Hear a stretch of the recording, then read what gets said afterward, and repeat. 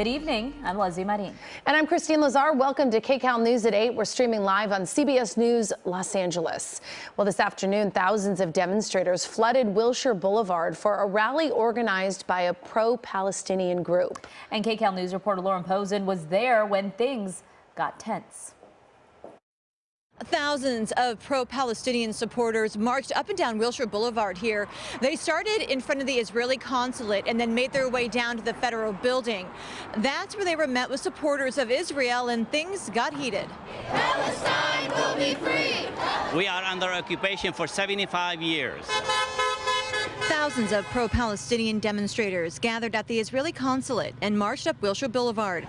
Some held signs reading "Free all Palestine," "Resistance is not terrorism," while others carried the Palestinian flag. We were just protesting here to, free the Palestinian people of all their siege, their misery. The Palestinian Youth Movement organized a demonstration, one of dozens held Saturday across the world in support of Palestine.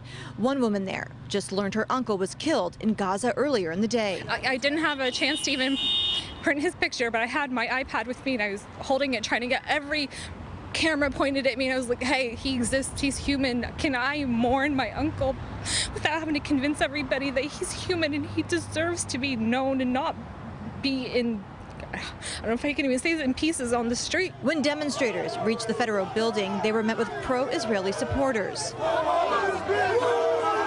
Terrorism's got to go, hey, hey, ho, ho. Dozens and dozens of LAPD officers kept a close eye as both groups crowded together. After a tense exchange, police separated them. Minutes later, the crowd was pepper sprayed. Oh my God. In this video, you can see a person run up, spray the group, and then run into a waiting car. While both sides have different opinions, one thing they do agree on is the devastation over the number of lives lost. Tensions are definitely high, but whenever we had, like I said, 1,300 people, innocent people massacred, we're not going to be sitting here silent, because it could happen here as well, and it's not a future that we're willing to have. For those who have lost loved ones, it's a pain that only is getting deeper. The sad part for me is he's the one uncle that I hadn't been able to reach out to yet. Every uncle I got to, and they responded, but he was the one I didn't have like a last voice note from. More rallies for both sides are planned in the coming days. Reporting in West LA, Lauren Posen, KCAL News.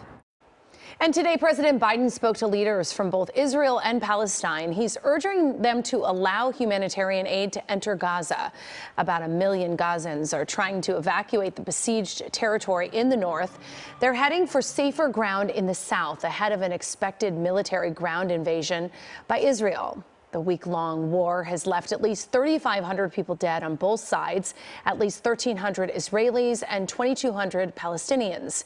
Gazan officials say more than half of the dead are women and children, and the number of Americans killed in the war has grown to at least 29. And the incremental nature of diplomacy is up against the clock. Secretary of State Anthony Blinken has been